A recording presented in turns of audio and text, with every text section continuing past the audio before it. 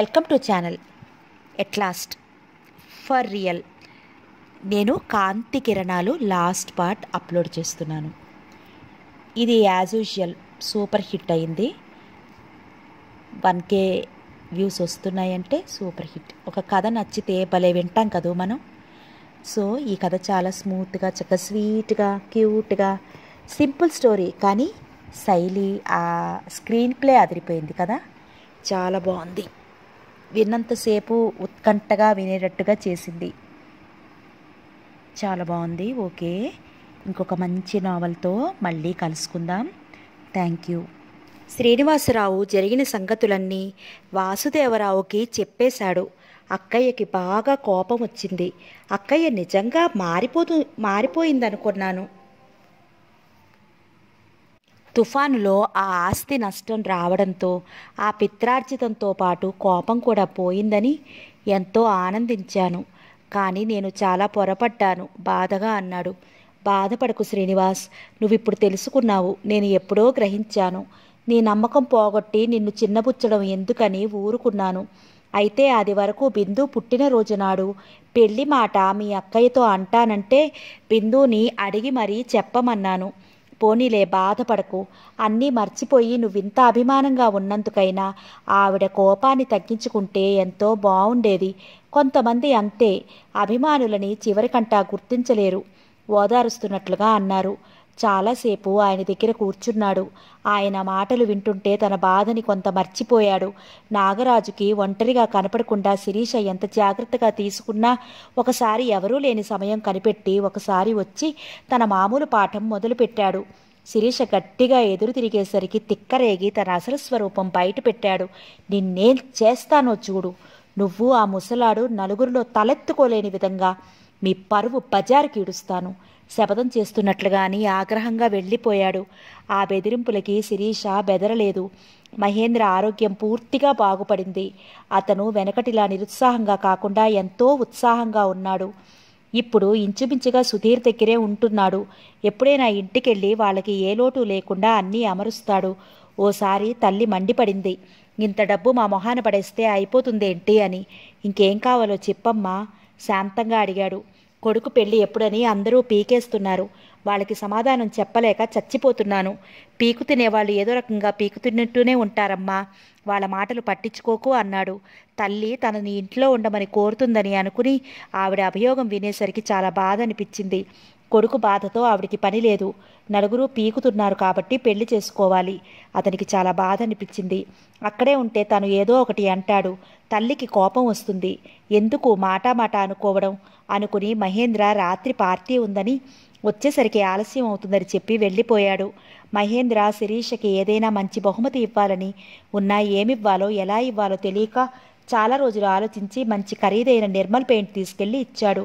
శిరీష దాన్ని తీసుకోవడానికి అంగీకరించలేదు. సుధీర్ నాకు మంచి స్నేహితుడు. సుధీర్ స్నేహితులు నాకు స్నేహితులే.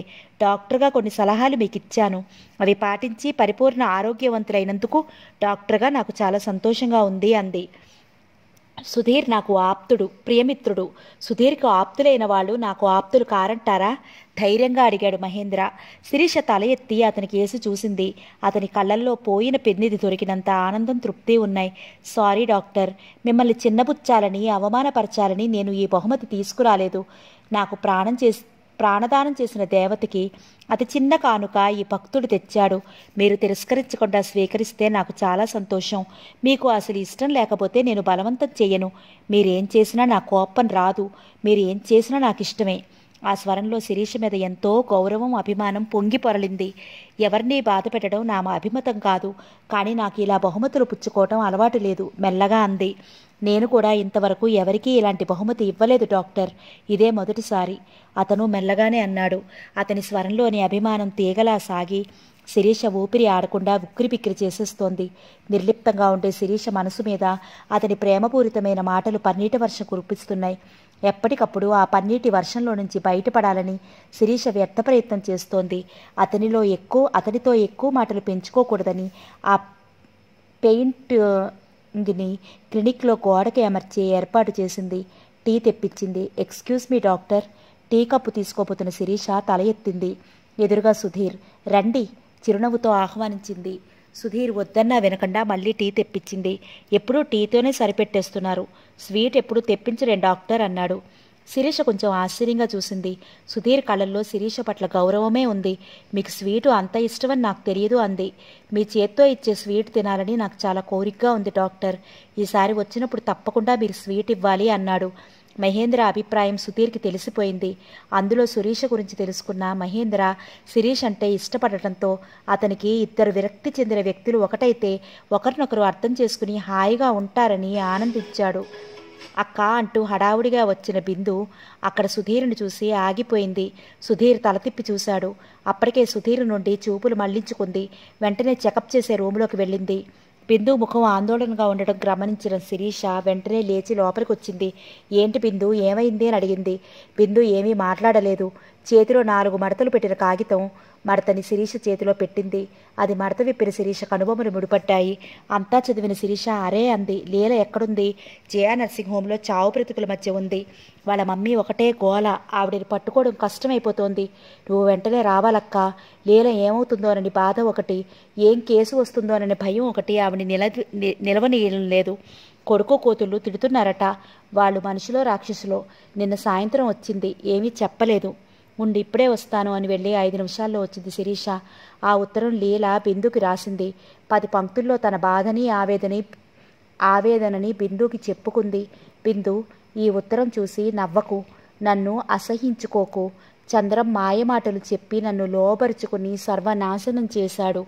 నాకు నెల తప్పింది. ఆ సంగతి చెప్పి పెళ్లి చేసుకోమంటే నిన్నెవడు చేసుకుంటాడు? నువ్వు ఎంతమందితో తిరిగావో అన్నాడు. నా గురించి ఎన్నో అవమానాలని భరించిన అమ్మకి ఎలా ముఖం చూపించను? ఈ విషయం మా ఇంట్లో తెలిస్తే నన్ను రాళ్లతో కొట్టి చిత్రహింస చేస్తారు. అందుకే ఈ లోకాన్ని విడిచిపోతున్నాను. బిందు, మొదట్లో అతను ఎంత తీయగా చెప్పాడో తెలుసా?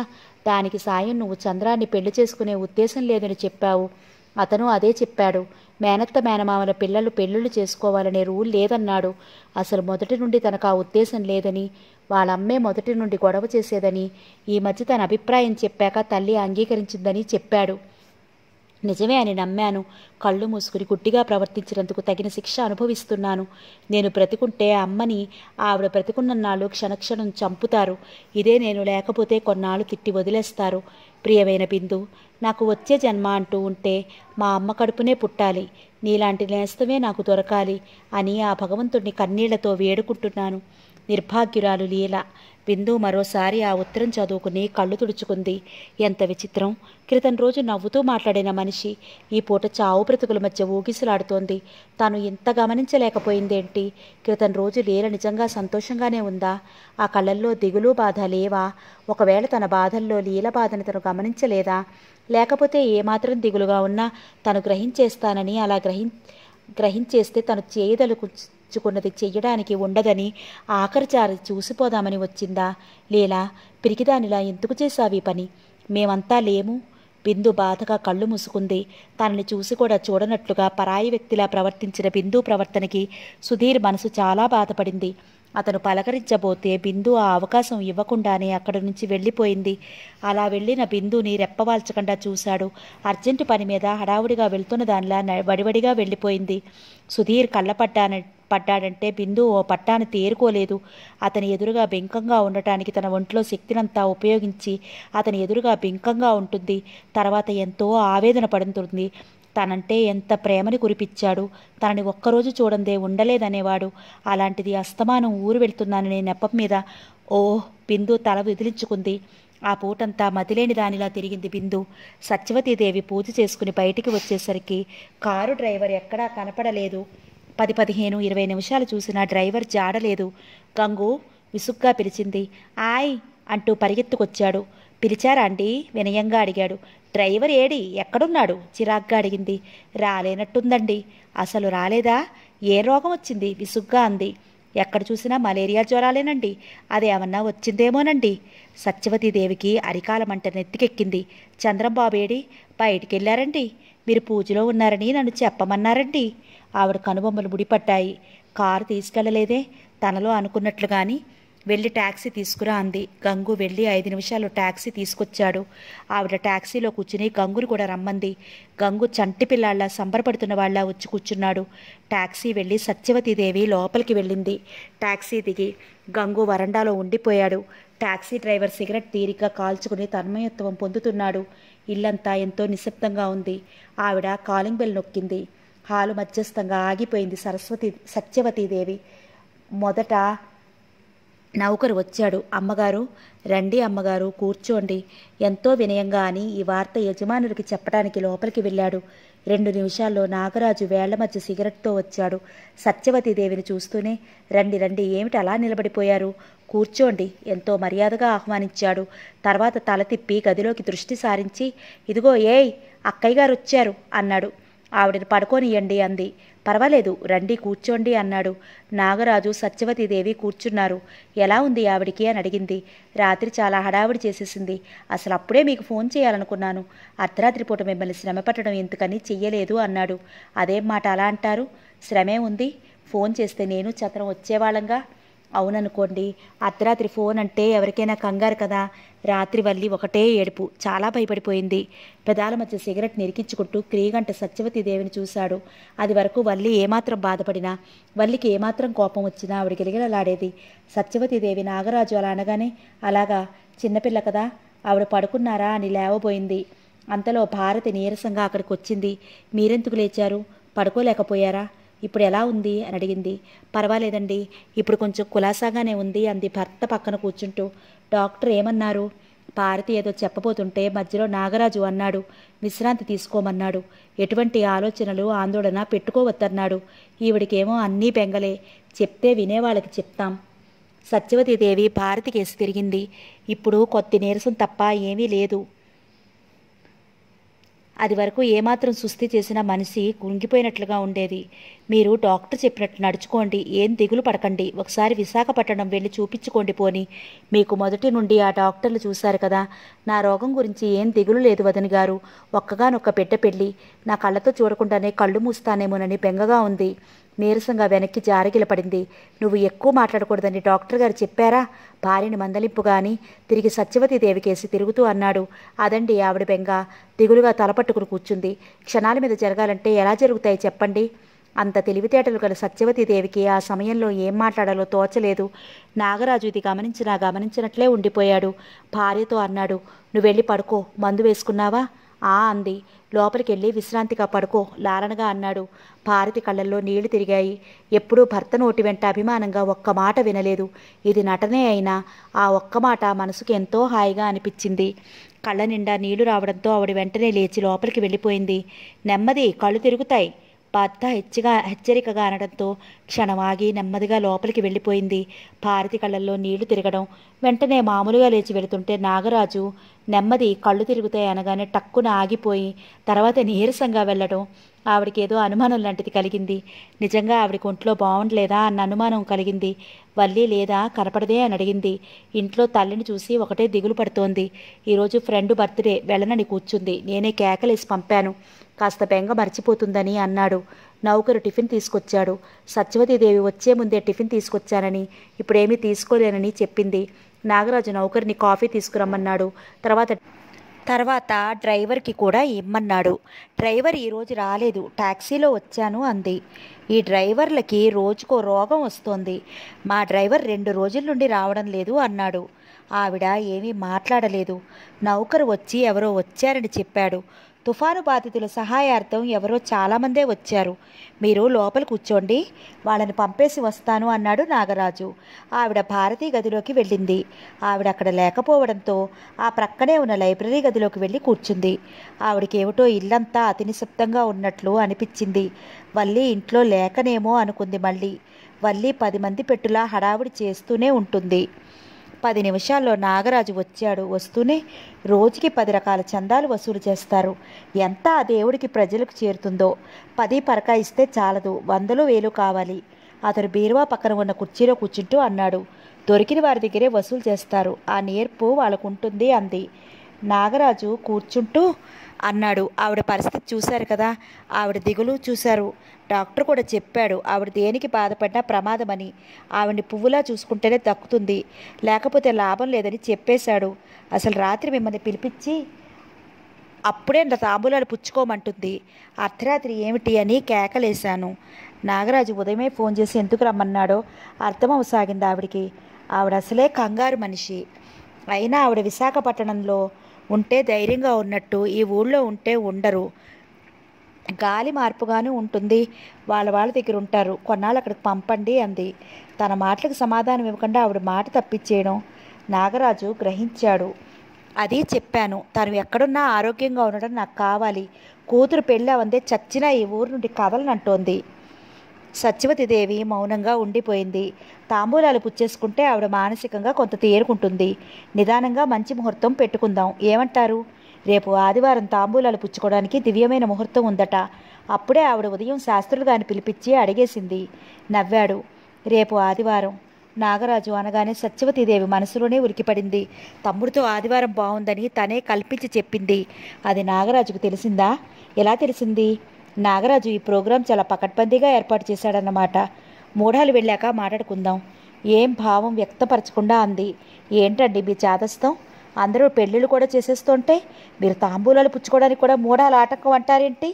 మూఢాలు ప్రారంభం కావడానికి ఇంకా 10-15 రోజులు ఉంది. ఒక్క పిల్ల పెళ్లి చూడనేమో అని ఆవిడ కలవరించేస్తోంది. ఆవిడ దేనికి బాధపడకూడదని, ఆవిడ ఒక గాజు బొమ్మని, దేనికి తట్టుకోలేదని రాత్రి డాక్టర్ ఖచ్చితంగా చెప్పేశాడు. ఇన్ని వివరంగా చెప్తున్నా మీరు ఊ అనడం లేదంటే నాకు చాలా ఆశ్చర్యంగా ఉంది. పోనీ ఈ ఆస్తి ముందే అమ్మాయి పేరు రాసేయమంటారా అని అడిగాడు. ఈరోజు ఏదో ఒకటి తేల్చుకొనిదే వదలనన్నట్లుగా ఉంది అతని మాట తీరు.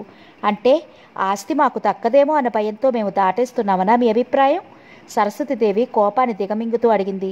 మీరు ఈ మధ్య పెళ్లి మాట ఎత్తేసరికి దాటేయడం చూస్తుంటే అలాగే అనిపిస్తోంది. ఎలాగూ ఈ ఆస్తి అంతా వల్లిదేగా, ముందుగా రాసిన తప్పే ఉంది.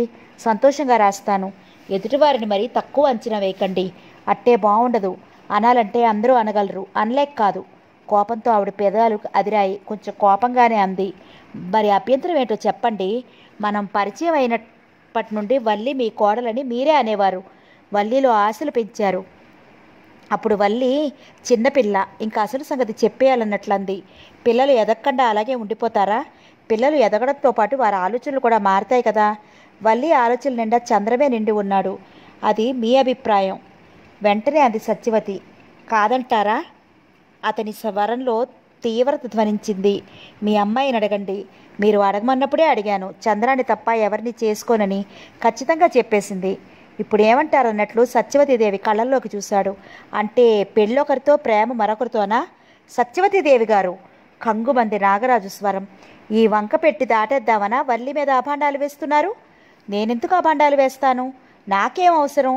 ఆ సుధీర్తో ఎంత విచ్చలవిడిగా తిరుగుతోందో ఇంతవరకు చూడకపోతే ఇక ముందైనా కాస్త జాగ్రత్త పడండి, కోపంగా అంది. స్నేహంగా మాట్లాడుకుంటే అది మీకు తప్పుగా అనిపించిందా? దాన్ని మీరు విచ్చలవిడితనం అని అంటున్నారు. మరి మీ అబ్బాయి ఆ లీలతో ఎంత విచ్చలవిడిగా తిరుగుతున్నాడో మీరు చూసారా?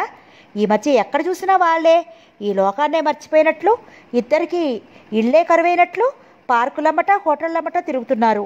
ఏదో చిన్నతనంలే, పెళ్ళైతే తనే దారిలో పడతాడని మీతో కూడా చెప్పకుండా నా మనసులో దాచుకున్నాను. అతని నల్లని ముఖం కందినట్లుగా అయింది. తెల్లని కళ్ళల్లో ఎర్రచీరలు స్పష్టంగా కనిపిస్తున్నాయి. మీ ఉద్దేశం ఏమిటి? మీ అమ్మాయిని అన్నానని చంద్రాన్ని కూడా అంటారా? వాడిని ఒళ్ళు పై మరిచి రోడ్లమ్మట దొర్లిని వాళ్ళ నింద వేస్తారా? వల్లికి చంద్రం అంటే ఎప్పటింటో ఇష్టం లేదు. ప్రతిసారి వాడిని అవమానిస్తూనే ఉంది. అయినా ఆడపిల్ల పొందిగ్గా ఉంటే అందమా, లేక పరాయి మగవాడితో స్నేహం అంటూ పార్కులమ్మట తిరగడం అందమా? వల్లిని మందలించింది పోయి ఇంకా సమర్థిస్తారే? సత్యవతీదేవి కోపంగానే అంది. ఇప్పుడు మీ ఉద్దేశం ఏమిటి? వల్లిని చంద్రానికి చేసుకోనంటారా? కరుగ్గా అడిగాడు. వల్లి ఇష్టపడిన వాడితోనే పెళ్లి జరిపించమంటున్నాను. మనసు ఒక చోట మరొక చోట జరగడం మంచిది కాదంటున్నాను, దృఢంగా అంది. ఓ, ఎంత ఉదార స్వభావం మీది, వెటకారంగా అన్నాడు. అవసరం తీరిపోయింది కదా, గట్టెక్కేసాను అనుకుంటున్నారా సత్యవతీదేవి గారు? అతని స్వరంలో క్రూరత్వం తొంగి చూసింది. ఏమిటి మీరంటున్నది? ఉన్నమాట చెప్పడం తప్ప? అది వరకు వల్లి ఎంత పెంకితనంగా ప్రవర్తించినా నేను సర్దుకుపోలేదా? చంద్రాన్ని ఎంత నిర్లక్ష్యం చేసినా మీతో ఎప్పుడైనా చెప్పానా? పోనీలే, చిన్నపిల్ల ఎప్పటికైనా సర్దుకుంటుందనుకున్నామే కానీ. అదే నేను చెప్తున్నాను. అది వరకు చిన్నతనంలో ఆ పెంకితనం భరించిన మీరు ఇప్పుడు వల్లికి కాస్త జ్ఞానం వచ్చి కుదురుగా ఉండేసరికి మీ సహనం చచ్చిపోయింది. ఎందుకంటారా? అవసరం తీరిపోయింది. బోరెడంత డబ్బుతో తమ్ముడు విదేశాల నుండి రావడమే కాకుండా మీరు తిట్టిన తిట్లన్నీ దులపరించేసుకుని మీ చుట్టూ తిరుగుతున్నాడు. నాగరాజు గారు మధ్యలోనే కటువుగా అంది. మా స్వవిషయాలు మీకు అనవసరం. స్వవిషయాలు? నాగరాజు వికటంగా నవ్వాడు. ఇప్పుడు అతని స్వరూపం అచ్చు పగపట్టిన నాగుపాములా ఉంది. నాకేమీ తెలియదనుకోకండి, మీరు మీ తమ్ముడికిని కూడా అడగండి అని ఎన్నిసార్లు చెప్పినా ఎప్పుడైతే ఆ వంక ఈ వంక పెట్టి దాటేస్తూ వచ్చారో అప్పటి నుండే మిమ్మల్ని గమనిస్తూ వచ్చాను. మేనకోడలిని చూసిన కళ్ళతో వల్లిని చూడలేకపోయారు. తమ్ముడి అండతో ఈ నాగరాజుకి టోపీ వేద్దామనుకుంటున్నారు. ఆ పప్పులు నా దగ్గర ఉడకవు. నాగరాజు నాగరాజేనని పగపడితే కాటు వేయక మానడని ఇప్పటికైనా తెలుసుకుంటే మీకే మంచిది. ఏమిటి మీరంటున్నది? బెదిరిస్తున్నారా? మీ కూతురు ఎలాంటిదైనా నా ఇంటి కోడల్ని చేసుకోవాలా? కోపాన్ని అణుచుకుంటూ కొంచెం కరుగ్గా అడిగింది సత్యవతీదేవి. బెదిరింపు అనుకున్నా సరే, హెచ్చరిక అనుకున్నా సరే, నా కూతురు స్నేహం చేసింది, మీ కొడుకు స్నేహం చేశాడు. రెండింటికి చెల్లు. అది వరకు అనుకున్నట్లుగా అన్నీ జరిగి తీరాలి. బలవంతపు పెళ్లి చేస్తారా? ఆగ్రహంగా అడిగింది. ఈ పెళ్లి జరగకపోతే మీ కుట్టు రట్టు చేస్తాను. అతని కళ్ళు ఎర్రగా చింతనిప్పుల్లా ఉండి భయం కొలిపేవిగా ఉన్నాయి. అంటే? ఆవిడ లేచి నిలబడింది. కుట్టు రట్టు చేస్తానంటే అర్థం కాలేదా? అయితే వివరంగా చెప్తాను వినండి. చూడండి సత్యవతి దేవి గారు, మీవన్నీ ఒట్టి సాకులని అర్థమైపోతోంది. ఇంతవరకు వచ్చాక మిమ్మల్ని కాపాడటం మూర్ఖత్వం అవుతుంది. ఇప్పటికే మనం చేసే పనుల మీద పోలీసుల నిఘా ఎక్కువైంది. ఎంతో చాకచక్యంతో అతి మెలకువగా నెట్టుకొస్తున్నాను. నేను పట్టుబడనే పడను. కర్మచాలకు పట్టుబడినా నాకేమీ పర్వాలేదు. నాకేమిటి, మగవాడిని. దర్జాగా చేశాను. ఏ శిక్ష అయినా దర్జాగా అనుభవిస్తాను. కానీ మీరు పరువుగల కుటుంబంలో నుంచి వచ్చారు. అందులో మీకు పరువు అంటే పంచప్రాణాలును. ఆ పరువు కోసం అయిన వాళ్ళందరినీ తరిమేశారు కూడా. నాగరాజు లేచి నిలబడుతూ లాల్చీ జేబులో నుంచి సిగరెట్ తీసుకున్నాడు. సత్యవతీదేవి అతని నిర్లక్ష్యానికి కుతకుతలాడిపోయింది. నేను మీతో చేతులు కలిపానని మీకు తప్ప ఎవరికి తెలుసు? నేనేమైనా సంతకాలు పెట్టానా, అగ్రిమెంట్లు రాసుకున్నామా? బెదిరించి ఈ పెళ్లి చేయాలనుకుంటున్నారేమో. నా దగ్గర అదేమీ కుదరదు. కటువుగా అని వెళ్ళబోయింది. ఆగండి ఆగండి, అంత తొందరపడితే ఎలా? సాక్ష్యం లేదని అంత ధీమాగా చెప్పకండి. ఇంతకన్నా ఇంకేం సాక్ష్యం కావాలి? బీరువా పక్క నుండి టేప్ తీసి పట్టుకుంటూ అన్నాడు. ఇది సాక్ష్యం. ఇప్పుడు మనం మాట్లాడిన మాటలన్నీ దీంట్లో అతి జాగ్రత్తగా భద్రపరిచి ఉన్నాయి. వినిపించమంటారా? రెప్ప వేయడం మర్చిపోయిన దానిలా అలాగే చూస్తూ ఉండిపోయింది. అప్పుడు నాగరాజు రూపం నిజంగా పగపట్టిన కాలనాగులాగే ఉంది. బ్లాక్మెయిల్ చేస్తున్నారా? ఆ షాక్ నుండి తేరుకుంటూ హీనస్వరంతో అంది. మోసాన్ని మోసంతోనే జయించాలి. ఇచ్చిన మాట తప్పకపోతే ఎంత ప్రాణం ఇస్తానో, మోసం చేస్తే అంత పగపడతాను. మీ కొడుకు ఉన్నట్టు కూడా కొన్ని దాఖలాలు నా దగ్గర ఉన్నాయి. మీ మీద అనుమానం వచ్చినప్పటి నుండి నేను కొన్ని జాగ్రత్తలు తీసుకున్నాను. ఇప్పటికైనా మించిపోయిందేమీ లేదు. మీరు ఒప్పుకుంటే నేను పట్టుబడినా మీ మీదకి ఏమీ రాకుండా చేయగలను. మీరు కాదంటే ఇదంతా మీ మీద నెట్టి నేను ఏ దేశాంతరమో పోగలను. మీరు అలా చేయగలరా? కనుబొమ్మలు ఎత్తాడు. సత్యవతీదేవి ఒంట్లో సన్నగా దడ ప్రారంభమైంది. కాళ్ళు చేతులు పట్టుతప్పిపోతాయేమో అన్నంత భయం కలిగింది. ఇప్పుడే ఈ క్షణంలోనే మీ నిర్ణయం చెప్పక్కర్లేదు. ఇంటికి వెళ్ళి తీరిక ఆలోచించుకోండి. చేతిలోని టేపు జేబులో వేసుకుంటూ అన్నాడు. ఇంకాసేపు ఉంటే అక్కడ పడిపోతానేమో అనుకుంది సత్యవతీదేవి. నాగరాజు ఎదురుగా తను పడిపోవడం అసహ్యం అనుకుని వడివడిగా వచ్చి ట్యాక్సీలో కూర్చుంటూ పోనీ అంది.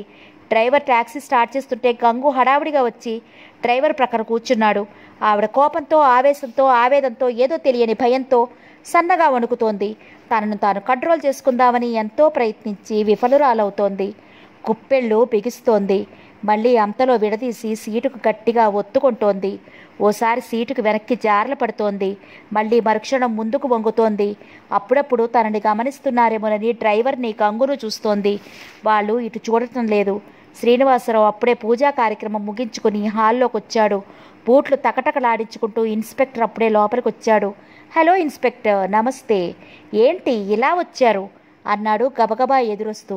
ఐఎమ్ సారీ మిస్టర్ రావ్, మీరు దొంగ నోట్లు చలామణి చేస్తున్నారని మాకు ఇన్ఫర్మేషన్ వచ్చింది. మీ ఇల్లు సోదా చేయాలనుకుంటున్నాం.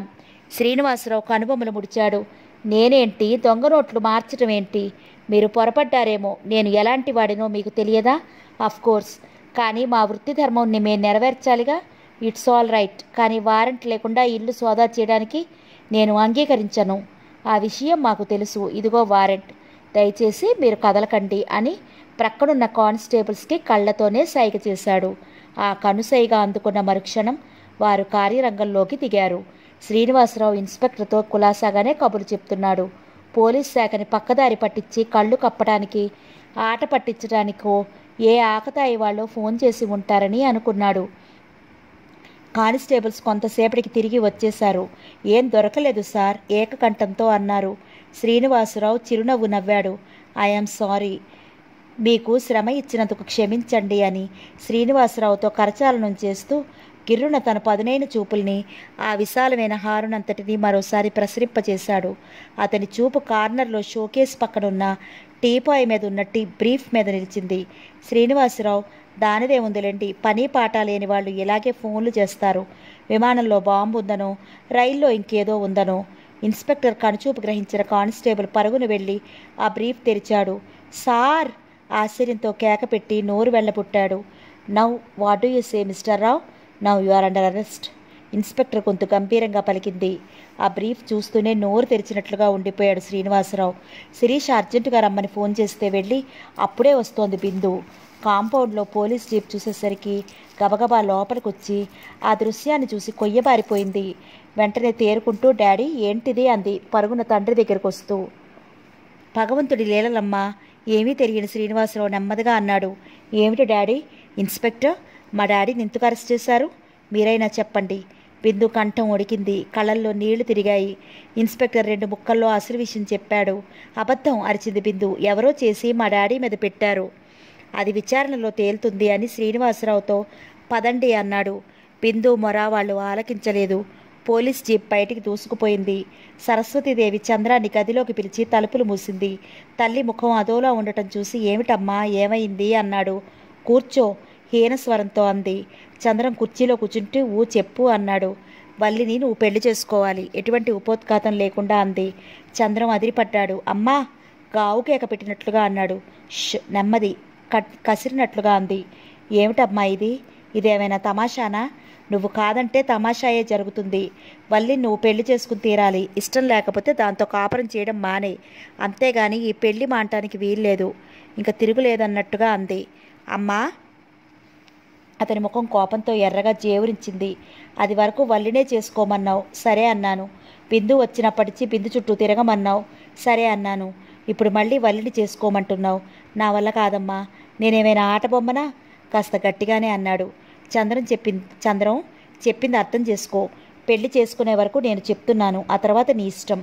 పెళ్లి వల్లితోటి, కాపురం ఇంకెవరితో? ఏంటమ్మా నువ్వు చెప్పేది? నాగరాజే కాదు, నాగుపాము కూడా. ఇప్పుడు ఈ పెళ్లి కాదన్నామంటే మనల్ని బజారులోకి ఈడుస్తాడు. నాగరాజు ఎంతకైనా తగును.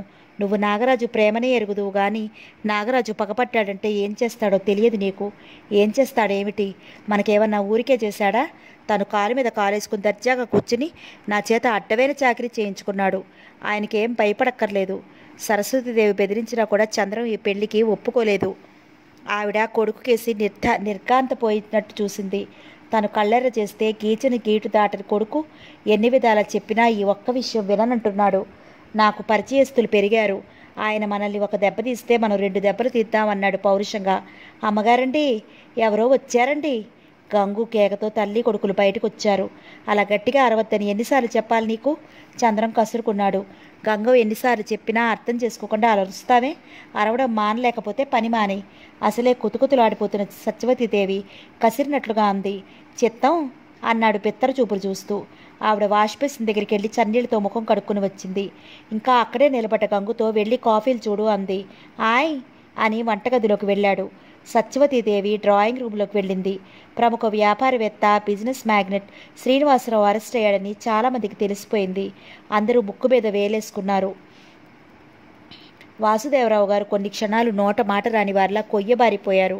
శిరీష బిందుని ఓదార్చలేకపోతోంది. వాసుదేవరావు గారు తేరుకుని బిందుని ఓదార్చారు. ఇది అబద్ధం, ఎవరో ఏదో చేశారు. అసలు నేరస్తులు తప్పకుండా పట్టుబడతారు. పోలీస్ డిపార్ట్మెంట్ నేరస్తుల్ని వదిలేసి నిర్దోషుల్ని శిక్షించదు. ఎందుకో ఇలా జరిగింది.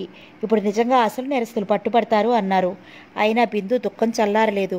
వాసుదేవరావు గారు శ్రీనివాసరావును కలుసుకోవడానికి వెళ్ళారు. శిరీష ఆ రోజు ఆపరేషన్కి అటెండ్ అవ్వాల్సి ఉంది. మానటానికి లేదు. నువ్వు ఒంటరిగా ఉండొద్దు. హాస్పిటల్ దగ్గరలో నా ఫ్రెండ్ ఇల్లుంది. వాళ్ళ అమ్మగారు ఎంతో బాగా మాట్లాడతారు. నిన్ను అక్కడ దింపుతాను, రెడీకా అంది. వద్దక్క, ఎక్కడికి రాను. ఇప్పుడు ఎవరితో మాట్లాడలేను కూడా. నువ్వెళ్ళు, నాకేం పర్వాలేదంది. శిరీష ఎంత చెప్పినా వినలేదు. ఇదిగో, తల బ్రద్దలే ఎలా ఆలోచించాల్సిందేమీ లేదు. తాతయ్య చెప్పినట్టుగా రేపు ఈ పాటికి అసలు నేరస్తుల్ని పట్టేస్తారు పోలీసులు, తెలుసా? నా రూమ్లో కూర్చుని పుస్తకాలు చదువుకుంటూ ఉండు అని శిరీష హాస్పిటల్కి వెళ్ళిపోయింది. ఈ వార్త విన సత్యవతీదేవి కొయ్యబారిపోయింది. ఆసరా కోసం గోడని చేయి ఆనుచుకుని ఎలాగో కుర్చీలో కూలబడింది. మా బాగా అయింది. లేకపోతే ఆ తండ్రి కూతుళ్ళకి అంత అహంకారమా? ముఖ్యంగా ఆ బిందు పొగరు అణుకుతుంది. లేకపోతే నిన్నంతంత మాట్లాడుతుందా? ఇప్పుడు బిందు నీ కాళ్ళ మీద పడుతుంది. తప్పయింది, క్షమించమని లెంపలు వాయించుకుంటుంది కసిగా అన్నాడు చంద్రం. చంద్రం, నూతులోంచి అరిచినట్లుగా ఉందా గొంతు. నువ్వేం బాధపడకమ్మా. అలాంటి వాళ్ళ గురించి అసలు బాధపడకూడదు. లేకపోతే ఆ బిందు నన్ను ఎంత ఏడిపించింది. తగిన శాస్తే జరిగింది. చంద్రానికి ఆనందంతో గంతులు వేయాలనిపించింది. తల్లి మాటలు అతనేం వినిపించుకోవడం లేదు. చంద్రం ఒక్కసారిగా ఎదురు తిరిగినట్లుగా అనిపించింది సత్యవతీదేవికి. తల్లి పిలుస్తున్నా వినిపించుకోకుండా చంద్రం వీధిలోకి వెళ్ళిపోయాడు. అప్పుడప్పుడే సంచి చీకట్లు అలుముకుంటున్నాయి.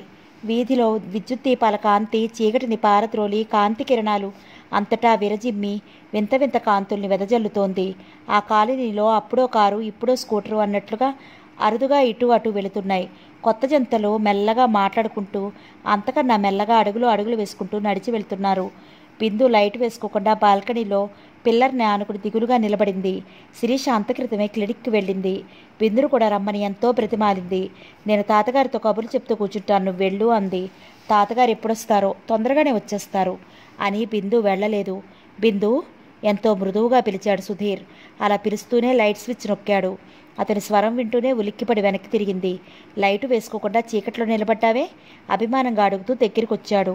హఠాత్తుగా అతను రావడంతో చప్పున బిందు ఏం మాట్లాడలేకపోయింది. బిందు, మాట్లాడవా? లాలన్గా అడిగాడు. ఇంకా నా మీద కోపం పోలేదా? ఇప్పుడు మీ కళ్ళు చల్లబడ్డాయా? ఎలా ఏడుస్తున్నానో చూసిపోదామని వచ్చారా? బిందు, అతని మనసు గిలగిల్లాడింది. ఏంటి నువ్వు అంటున్నది? ఉన్నమాటే అంటున్నాను. మీరు మహా గొప్ప నటులు. మీరు ఏ ఉద్దేశంతో డాడీ దగ్గర ప్రవేశించారో కానీ ఏదో ప్లాన్ ప్రకారమే ప్రవేశించారని ఇప్పుడు అర్థమవుతోంది. పూటకో మనిషితో స్నేహం, రోజుకో మనిషితో కులాసా. ఓహ్, బోల్తా పడేవాళ్లే ఉండాలి కానీ బోల్తా కొట్టించడంలో మీకు మీరే సాటి. ఓ, నా గురించి బాగా తెలుసునే. ఇంకా ఇంకా ఏమైతే నాకెందుకు? మీ కళ్ళు చల్లబడే ఉంటాయి. మీ మనసు ఆనందంతో గంతులేస్తూనే ఉండి ఉంటుంది. ఇక్కడ చూడటానికి ఇంకేమీ వింతల్లేవు. అవును బిందు, ఇప్పుడు నా కళ్ళు చల్లబడ్డాయి. ఎన్నాళ్ళ నుంచో సాధించాలనుకున్నది సాధించబోతున్నాననే ఆనందంతో నా మనసు పరవశించిపోతోంది. సంతోషంతో సెలబ్రేట్ చేసుకోవాలనిపిస్తోంది. ఒక్కొక్క మాట తూచి తూచి మాట్లాడాడు సుధీర్. అతని కళ్ళల్లో పదునుంది. స్వరంలో గంభీరత పట్టుదల ఉన్నాయి. అంటే? బిందు కళ్ళు పత్తికాయల్లా అయ్యాయి. అంటే నువ్వు నిజంగానే చేశావన్నమాట. నీ గుట్టు మేము గ్రహించేశాం కాబట్టి మా మీద పగబట్టావన్నమాట. అంటే ఇంతవరకు నువ్వు అబద్ధంగా అన్నావా? పెదాల మధ్య నవ్వు దాచుకుంటూ అడిగాడు. చాలు చాలు, ఏ పని లేనివాడిని అని జాలిపడి పని ఇచ్చినందుకు బాగానే కృతజ్ఞత తెలుపుతున్నావు. నీ కసి తీరింది కదా, సంతోషంగా సెలబ్రేట్ చేసుకో. వెళ్ళిపో గబగబా అనేసి పరుగులాంటి నడకతో గదిలోకి వెళ్ళి తలుపులు మూసేసుకుని దోసిట్లో ముఖం దాచుకుంది. బిందు అతను వారింపుగా అంటూ బిందు వెనకాలే వెళ్ళాడు. అయినా బిందు వెనక్కి తిరిగి చూడకుండా వెళ్ళిపోయింది. సుధీర్ బిందు వెళ్ళిన వైపే బాధగా చూస్తూ నిలబడిపోయాడు. తను కొంచెం జాగ్రత్తగా మాట్లాడి ఉండవలసింది అనుకున్నాడు. చాలాసేపు వాసుదేవరావు గారు వస్తారేమోనని చూశాడు. ఆయన రాకపోవడంతో నౌకరుతో తాను వచ్చానని చెప్పమని చెప్పి వెళ్ళిపోయాడు. సుధీర్ మాటలు తలుచుకుంటూ ఉంటే బిందుకి తల తిరిగిపోతున్నట్లుగా ఉంది. ఏంటిది? సుధీర్ ఏం చేశాడు? ఎందుకు అలా అన్నాడు? ఏం సాధించాలనుకున్నాడు? ఏం సాధించబోతున్నాడు? సెలబ్రేట్ చేసుకోవాల్సినంత సంతోషకరమైన పని ఏంటి? నాగరాజు ఇంటికి వెళ్ళి వచ్చిన సత్యవతీదేవికి ముచ్చెమటలు పోశాయి. ఆవిడ మెదడు బొత్తిగా పనిచేయడం మానేసింది. ఏమీ ఆలోచించడానికి శక్తి చాలడం లేదు. చంద్రం పెళ్లికి ఒప్పుకున్నాడని ఆ టేప్ తగలపెట్టేయమని చెప్పడానికి వెళ్ళింది. నాగరాజు ఇంట్లో లేడు. అతని భార్య విశాఖపట్నం వెళ్ళింది. వల్లి ఫ్రెండ్స్తో ఇంట్లో ఉంది. మర్నాడు ఫ్రెండు వాళ్ళ ఫ్యామిలీతో మద్రాసు వెళ్తున్నానని చెప్పింది. వాళ్ళు క్యారమ్స్ ఆడుకుంటుంటే కాసేపు కూర్చున్న సత్యవతీదేవికి మెరుపులాంటి ఆలోచన తట్టింది. డాడీ వస్తారేమో, కాసేపు చూస్తాను. లైబ్రరీ రూమ్లో కాసేపు పడుకుంటాను. కొంచెం తలనొప్పిగా ఉంది అని అక్కడి నుంచి వచ్చేసింది. వల్లి వస్తుందేమోనని ఒక కంట గమనిస్తూ తనకు అనుమానంగా ఉన్న చోటల్లా ఆ టేప్ కోసం గబగబా గాలించింది సత్యవతీదేవి. ఆఖరికి ఎవరైనా వస్తారేమనే భయం కూడా లేకుండా చేసింది. ఎంత వెతికినా ఆవిడకి ఆ టేప్ కనపడలేదు. గంట కూర్చున్నా నాగరాజు రాలేదు.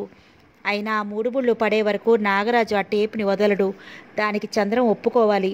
ఆవిడ నీరసంగా ఇంటికి వచ్చేసింది. ఆ రాత్రి కుముద ఇంట్లో పార్టీ ఉందని, రాత్రికి అక్కడే పడుకుంటానని వల్లి వెళ్ళింది. ఓ ఫ్రెండ్ వస్తానని, ఎక్కడికి వెళ్ళొద్దని ఫోన్ చేయడంతో ఆ ఫ్రెండ్ వచ్చేదాకా కాలక్షేపం కోసం టేప్ రికార్డర్ ఆన్ చేశాడు నాగరాజు. టేప్ కొంచెం ఖాళీగా తిరిగింది. నాగరాజు తల తిప్పి విసుగ్గా చూశాడు. శిరీష. ఉలిక్కిపడ్డాడు నాగరాజు. శిరీష, నేను చాలా తప్పు చేశాను. నీ యందు మూర్ఖంగా పశువులా ప్రవర్తించాను. అదిరిపడి లేచి నిలబడ్డాడు. వెంటనే టేప్ రికార్డర్ ఆఫ్ చేశాడు. ఏంటిది? తన గొంతు మాటలు ఈ టేప్లోకి ఎలా వచ్చాయి? ఆ తర్వాత ఇంకా ఏముంది? అతనికి ఏదో అనుమానం లాంటిది కలిగింది.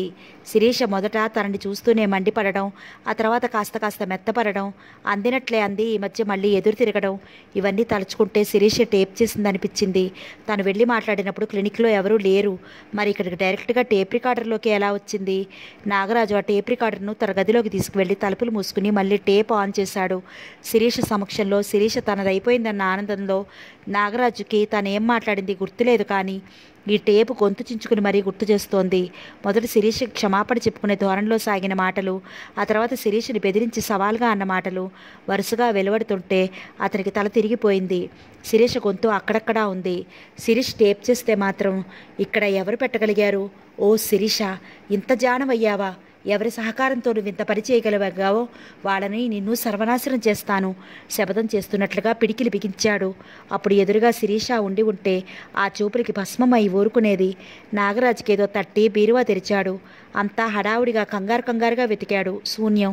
అతని తల తిరిగిపోయింది. ఏదో ఆశతో అక్కడా ఇక్కడ మొత్తం ఆ ఇల్లంతా వెతికేస్తున్నాడు. ఎంత వెతికినా శూన్యం. అతను పదిలంగా దాచిన టేప్ మాయమైంది. నాగరాజు వెంటనే వల్లికి ఫోన్ చేశాడు. వల్లి, నేను లేనప్పుడు మన ఇంటికి ఎవరైనా వచ్చారా? కూతురు చెప్పే జవాబుకి ఒళ్ళంతా చెవులు చేసుకుని ఆతృతగా ఎదురు చూశాడు. ఎవరూ రాలేదు. నాగరాజు ఎంతో ఆతృతగా అడుగుతున్నాడో వల్లి అంత మామూలుగా చెప్పింది.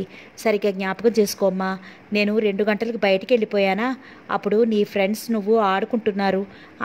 ఆంటీ వచ్చింది డాడీ, మీకోసం చాలాసేపు చూసి వెళ్ళిపోయింది. ఫోన్ పెట్టేస్తాను డాడీ, కుముద పిలుస్తోంది. పొద్దున్నే వచ్చేస్తాగా. వల్లి ఫోన్ పెట్టేసింది. ఆంటీ వచ్చింది. ఆ తర్వాత మాటలు నాగరాజుకి వినిపించలేదు. అతని దవడ ఎముక కరకరమని కిందకి పైకి కదిలింది. కళ్ళు నిప్పులు కురిపిస్తున్నాయా అనిపించేంత ఎర్రగా అగ్నిగోళాల్లా ఉన్నాయి. మనిషి ఆవేశంతో పగపట్టిన త్రాచులా ఊగిపోతున్నాడు. అతను వెంటనే బయలుదేరాడు. ఇంట్లో సత్యవతీదేవి ఒక్కతే ఉంది. ఆవిడ పెద్ద జబ్బుపడి లేచిన మనిషిలా ఉంది. నాగరాజు హఠాత్తుగా రావడం, ఆ వాలకం చూసేసరికి ఆవిడికి మతిపోయింది. వెంటనే ఏం మాట్లాడలేకపోయింది. రండి, కూర్చోండి, నేను మీ ఇంటికి వచ్చాను వణుకుని అడుచుకుంటూ అంది. తెలుసు, ఆ టేప్ ఎక్కడ పెట్టావో ముందు తీసుకురా ఉరిమినట్లుగా అన్నాడు. టేపా? ఆవిడ తెల్లబోయింది. ఈ నాటకాలు నా దగ్గర కాదు. ముందు ఆ టేపు మర్యాదగా ఇయ్యి, లేకపోతే మీ కుటుంబాన్ని సర్వనాశనం చేస్తాను. నాగుపాము కాటుకైనా తిరుగుంటుందేమో కానీ ఈ నాగరాజు మాటకి తిరుగుండదు. నీకు 5 నిమిషాలు టైం ఇస్తున్నాను. అతని స్వరంలోంచి పిడుగులే పడ్డాయి. అయ్యో, నిజంగా ఆ టేపు గురించి నాకేం తెలియదు. చంద్రం పెళ్లికి ఒప్పుకున్నాడని ఆ టేప్ తగలపెట్టేయమని చెప్పటానికే వచ్చాను. గంట సేపున్నా మీరు రాలేదు. ఆ టేపు సంగతి నాకు తెలియదు. ఒక్కగానొక్క నా కొడుకు చంద్రం మీద చచ్చినంత ఒట్టు. ఆవిడ నిలబడలేక కూర్చుండిపోయింది. ఇది నాటకం కాదని నిజమేనని తెలిసిపోయింది. ఆ టేప్ మాయం చేసి ఈ టేప్ పెట్టింది ఎవరు? వాళ్ళు శిరీషకి బాగా తెలుసున్న వాళ్ళే అయి ఉంటారు. ఎవరు వాళ్ళు? నాగరాజు సత్యవతీదేవి కేసి చూశాడు. ఆవిడ నాగరాజు కేసి పిచ్చి చూపులు చూస్తోంది. ఎంతో హుందాగా దర్జాగా టీవీగా ఉండే సత్యవతీదేవి పేలగా నిర్జీవంగా చూస్తోంది. ఆ టేప్ ఎంత వెతికినా కనపడలేదు. ఇంకో కొత్త టేప్ ఇంట్లో ఉంది. ఇది ఎవరో నా ఇంటికి ఆనుపానులు తెలిసిన వారే చేశారు. అతనికి హఠాత్తుగా ఏదో తట్టింది. గంగు ఏడి ఉన్నాడా అని అడిగాడు. మానేశాడా? అతని అనుమానం గట్టిపడుతోంది. వాడు వెర్రిమాలోకం. వాడు గట్టిగా అరిచినట్లుగా మాట్లాడుతుంటే నేనే చిరాకు పడి మానేయమన్నాను. వెళ్లే ముందు దిగులుగానే వెళ్ళాడు. అయినా వాడు మీ ఇంటికి నాతోనేగా వచ్చాడు. మీ ఇంటికి ఎవరొచ్చారో చూసుకోండి. మీరు తప్ప ఎవరూ రాలేదు. మీ ఇంట్లో నౌకరుల్ని ఎవరో మచ్చిక చేసుకోవచ్చుగా. నాగరాజు నౌకరులందరూ ఉన్నారో లేదో గుర్తు చేసుకోసాగాడు. ఏ ఆలోచన అతని బుర్రకి అందడం లేదు. ఆ టేప్ ఏమైందంటారు? ఏమవుతుంది? ఇదంతా మామూలుగా జరిగింది. అవసరం దాటాక తెప్ప తెగలేయాలనుకున్నారు. మీకు ఆ బుద్ధి పుట్టకపోతే నాకు టేప్ చేయాల్సిన అవసరమే లేకపోయేది. ఎదుటి వారిని ముంచాలనుకుంటే ఇప్పుడు ఏమైంది? అది ఎక్కడికి చేరాలో ఈ పాటికి అక్కడికే చేరి ఉంటుంది. విసురుగా బయటికి వెళ్ళిపోయాడు. అతను ఇంటికి వెళ్ళడానికి సంశయించాడు. వెళ్ళాలా వద్దా? ఇంటికి వెళ్తే ఎవరిని అడగాలి? అతను గబగబా రకరకాలుగా ఆలోచించాడు. వల్లికి ఫోన్ చేసి అటు నుండి అటే వాడితో మద్రాసు వెళ్ళి అక్కడి నుంచి విశాఖపట్నం వెళ్ళిపోమని చెప్పాలనుకున్నాడు. ఎంతో జాగ్రత్తగా ఇంటికొచ్చాడు. నౌకరు వరండాలో కునికిపాట్లు పడుతున్నాడు. యజమానిని చూసి అదురుపాటుగా లేచి నిలబడ్డాడు. వంట మనిషి గోడ కానుకుని కాళ్ళు చాపుకుని కూర్చున్నవాడల్లా అదురుపాటుగా లేచి నిలబడ్డాడు. వాళ్ళు ఎప్పటి నుండో తన ఇంట్లో పనిచేస్తున్నప్పటికీ ఇప్పుడు వారిద్దరినీ అనుమానంగా శల్య పరీక్షగా చేస్తున్నట్లుగా చూశాడు. నాగరాజు చూపులకి వాళ్ళిద్దరూ భయంతో ముడుచుకుపోయారు. నా భోజనం అయింది, ఇక మీరు వెళ్ళవచ్చు అన్నట్లు చూశాడు. వాళ్ళిద్దరూ వెళ్ళిపోయారు. నాగరాజు ఫోన్ దగ్గరికి వచ్చి ఆగిపోయాడు. వల్లికి ఫోన్ చేయడమా మానడమా అని కొద్ది క్షణాలు తటపటాయించాడు. తర్వాత ఫోన్ చేయడం సంగతి విరమించుకున్నాడు. అతడు పనివాళ్ళ గురించే తీవ్రంగా ఆలోచిస్తుంటే సడన్గా తోటమాలి ఎవరో పోయారని చావుకి వెళ్ళాలని క్రితం రోజు వెళ్ళాడు. వచ్చాడో లేదో అని గబగబా నౌకర్ని పిలిచి అడిగాడు. రాలేదండి, దినాలైతే గానీ రాడండి వినయంగా చెప్పాడు. తోటమాలి వల్లి పుట్టినరోజు నాడు చేరడం సంవత్సరం అవుతోంది. వల్లిని ప్రమాదం నుంచి తప్పించాడు, అందుకే పెట్టుకున్నాడు. ఎప్పుడూ ఒక్కరోజు కూడా సెలవు అడగని వాడు అడిగాడు. సరే అన్నాడు. ఆనాడు అలాంటివాడు కాదు. పైగా కాలి కింద పొరపాటు ఏదైనా పొరుగుపడి చస్తే 10 సార్లు చెంపలు వాయించుకుంటాడు అని అనుకున్నాను. అలాంటి వాడు ఇలాంటి పనులు చెయ్యలేడు. ఇంకెవరు? వంట మనిషి, నౌకరు అవుట్ హౌస్లోకి వెళ్ళిపోయాక నాగరాజు తన గదిలోకి వెళ్ళి తలుపులు మూసుకున్నాడు. రాత్రి 12 1 గంట 2 గంటలు అయింది. నాగరాజు చిన్న బ్రీఫ్ కేసుతో మెల్లగా బయటకు వచ్చి చీకట్లో కలిసిపోయాడు. నాగరాజు వెళ్ళాక సత్యవతీదేవి చలనం లేని దానిలాగా అలాగే కూర్చుంది. ఆ క్షణంలో ఆమెను ఎవరు చూసినా ప్రాణంతో ఉందో లేదో చెప్పటం కష్టం. రెప్ప వేయటం లేదు, ఊపిరి పీలుస్తోందో లేదో కూడా చెప్పటం లేదు. రాత్రి చాలాసేపు కొడుకు రాక కోసం ఎదురు చూసింది. చంద్రన్ రాలేదు. ఆవిడ మెల్లగా లేచి దేవుడి గదిలోకి వెళ్ళింది. ఆ పూజా మందిరంలో వెండి, కంచు, ఇత్తడి దేవుడి విగ్రహాలు చాలా ఉన్నాయి. ఆ గదిలోకి అడుగు పెట్టగానే ఆ దేవుళ్ళంతా తనకేసి ఆశ్చర్యంగా వింతగా చూస్తున్నట్లు అనిపించింది. ఆవిడ మనసుకి ఏదీ తట్టలేదు. మనసు మొద్దుబారిపోయింది. కాసేపు అలాగే నిలబడి తన గదిలోకి వెళ్ళి మెల్లగా తలుపులు మూసి లోపల గడియ వేసుకుంది. సిఐడి ఇన్స్పెక్టర్ సుధీర్ పర్యవేక్షణలో చాలా రోజులుగా ప్రభుత్వం కళ్ళు కప్పి దొంగ నోట్లు చలామణి చేస్తున్న నాగరాజు తదితరులని పట్టుకున్నట్లు తాటికాయలంత అక్షరాలతో కాకపోయినా పెద్ద పెద్ద అక్షరాలతో వేశారు పేపర్లో. ఒక పథకం ప్రకారం ఎంతో చాకచక్యంగా ఆ ముఠాని ఎలా పట్టాడో వివరంగా రాశారు. శ్రీనివాసరావు విదేశాల నుండి రావటం కూడా ఈ ముఠాలో భాగస్వామిగానే రప్పించారనే అనుమానంతో మొదట ఆయన దగ్గర సెక్రటరీగా చేరి ఆ తర్వాత ఆయన ఇంట్లో ఫంక్షన్లో నాగరాజు కూతురు వల్లితో స్నేహం కలిపి గంగు తోటమాలిల్లాగా వెంకటేశ్వరరావు, రామారావు అనే 2 సహచరులని సత్యవతీదేవి ఇంట్లో ఒకరిని పనివాడిగా, నాగరాజు ఇంట్లో ఒకరిని తోటవాలిగా నియమించి కథనం నడిపాడు.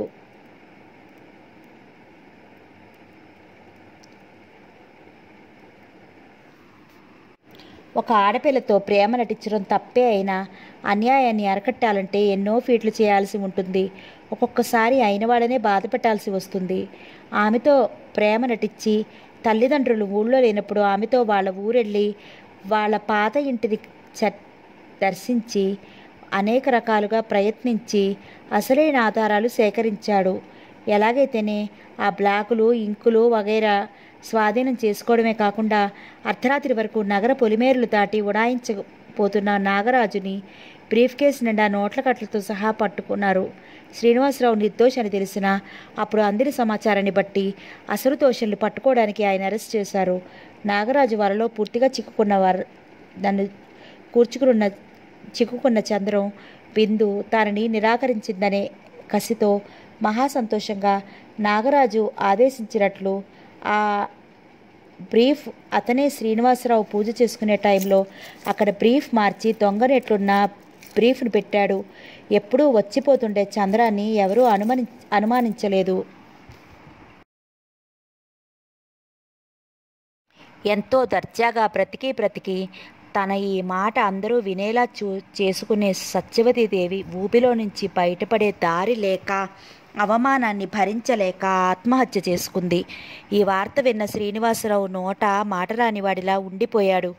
సిఐడి ఇన్స్పెక్టర్ సుధీర్ ఎవరో కాదని తన చెల్లెలు దేవకి కొడుకేనని తెలిసి మరీ ఆశ్చర్యపోయాడు.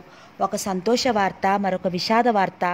సుధీర్ సిఐడి అని తెలిసిన బిందు ఆశ్చర్యపోయినంత ఎవరూ ఆశ్చర్యపోలేదేమో. అవును బిందు, ఇప్పుడు నా కళ్ళు చల్లబడ్డాయి. ఎన్నాళ్ళ నుంచో సాధించాలనుకున్నది సాధించబోతున్నాననే ఆనందంతో నా మనసు పరవశించిపోతోంది. సంతోషంతో సెలబ్రేట్ చేసుకోవాలనిపిస్తోంది. సుధీర్ అన్న మాటలు తను ఇంకో రకంగా అర్థం చేసుకుంది. అతని మాటల్లోనే అంతరార్థం ఇప్పుడు అర్థమయ్యి అతను వచ్చినా అతని ఎదురు వెళ్ళడానికి ధైర్యం చాలక మేడ మీద గదిలోనే ఉండిపోయింది. నన్ను ఎందుకు బతికించారు డాక్టర్? ఆ రోజు నన్ను ఎందుకు చావనియ్యలేదు? లీల వెక్కి వెక్కి ఏడుస్తోంది. ఆ రోజు నిద్రమాత్రలు మింగిన లీలని డాక్టర్లు బ్రతికించారు. తెలివి వచ్చిన లీల హిస్టీరియా వచ్చిన దానిలో ఏడవసాగింది. అలా పిరికి పందిలా ఆత్మహత్య చేసుకుంటారా? చంద్రానికి బుద్ధి చెప్పి పెళ్లి జరిపించి తీరుతామని శిరీష వాళ్ళు ధైర్యం చెప్పారు. ఇప్పుడు ఈ వార్త విన్న లీల మళ్ళీ ఆ రోజులో ఏడవసాగింది. చంద్రానికి పెద్దగా శిక్ష ఏమి పడదు. ఆ శిక్ష నుంచి బయటపడిన చంద్రం చెప్పింది బుద్ధిగా వింటాడు. నాది పూచి, సుధీర్ ధైర్యం చెప్పాడు. తండ్రి అరెస్ట్ అవగానే వల్లి సుధీర్ని ఎన్ని శాపనార్థాలు పెట్టాలో అన్నీ పెట్టింది. ఆ తిట్లన్నీ చిరునవ్వుతో భరించాడు సుధీర్.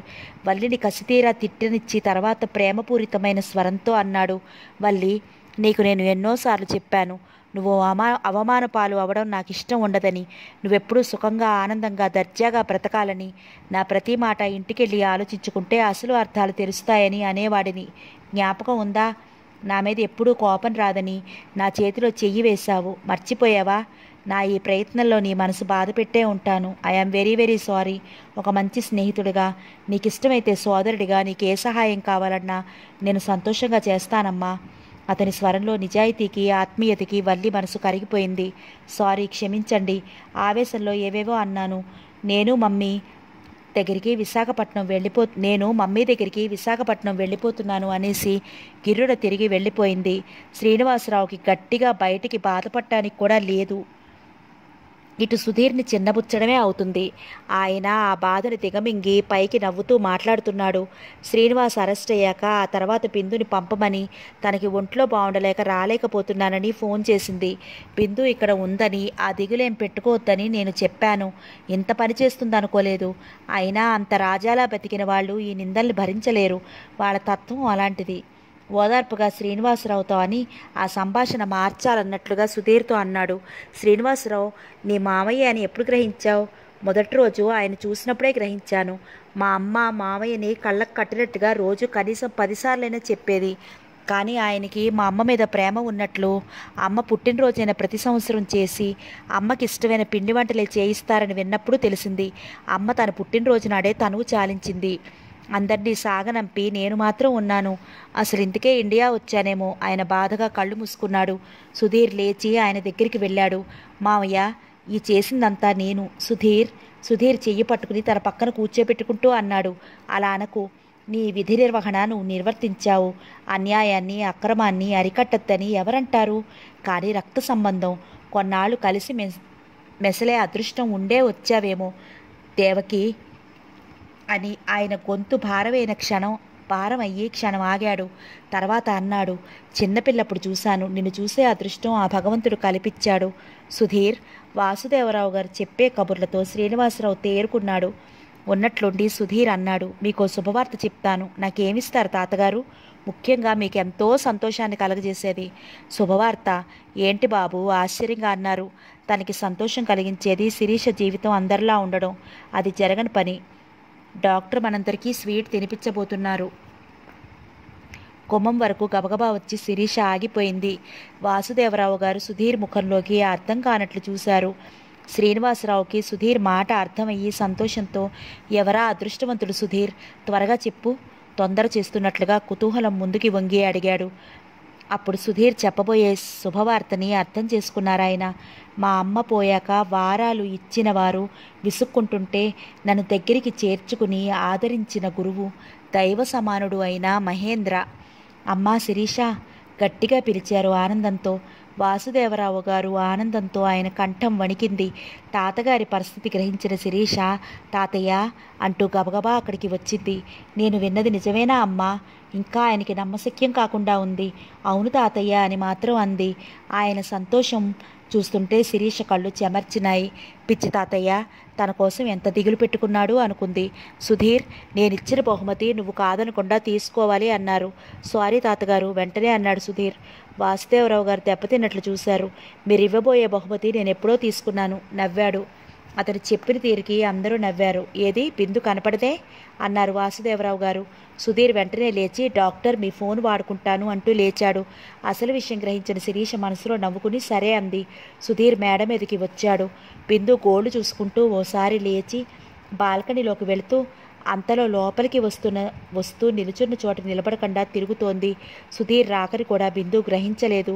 ఇప్పుడు నీ కళ్ళు చల్లబడ్డాయా? కంగువనే ఆ స్వరానికి ఉలికిపడి ఆగిపోయింది కానీ వెనక్కి తిరిగి చూడలేదు. ఇక్కడే ఉండిపోతానని బాధపడకండి. మీకెవరికీ కనిపించినంత దూరం వెళ్ళిపోతున్నాను. అది చెప్పడానికే వచ్చాను. అతని స్వరంలో బాధ తొంగి చూసింది. సుధీర్ చివ్వున ఇటు తిరుగుతూ బాధ నిండిన స్వరంతో అంది. మరి సెలవా? అలాగే చూస్తూ అడిగాడు. బిందు ఒక్క అంగలో వచ్చినట్లు అక్కడికి వచ్చింది. ఎక్కడికి వెళ్తున్నారు? మీరు వెళ్ళిపోతే నా కళ్ళు చల్లబడతాయా? ఇదేనా మీరు నన్ను అర్థం చేసుకున్నది? ఏడుపు గొంతుకుతో అంది. మీరు నన్ను అంతేగా అర్థం చేసుకున్నారు. సన్యాసం పుచ్చుకోవడానికి అడవులకు వెళ్ళిపోతున్నాను. అప్పుడు అతని కళ్ళల్లోకి చూసింది. అతని కళ్ళు అల్లరిగా నవ్వుతున్నాయి. నన్ను క్షమించండి. చంద్రం చెప్పిన మాటలు నేనేమి నమ్మలేదు కానీ నా కళ్ళతో చూశాక శంకిచ్చాను. డాడీ అరెస్ట్ అవడంతో నాకు మతిపోయింది. నడవండి, నేను అడవులకు వస్తాను. ఇద్దరూ కలిసే ఏ పనైనా చేద్దాం. అతని గుండెల మీద వాలిపోతూ మెల్లగా అంది.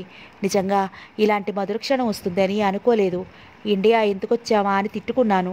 సుధీర్ బిందు చెప్పే కబుర్లు వింటూ బిందు తల మీద గడ్డం ఆనించుకుని బిందు భుజాల చుట్టూ చేతులు వేసి మరింత దగ్గరగా తీసుకుంటూ కళ్ళు మూసుకున్నాడు. సమాప్తం. కాంతి కిరణాలు ఇప్పటితో సమాప్తం చేసేసాను. నేను సమాప్తం చేయలేదు, కథ అయిపోయింది. Thank you for listening.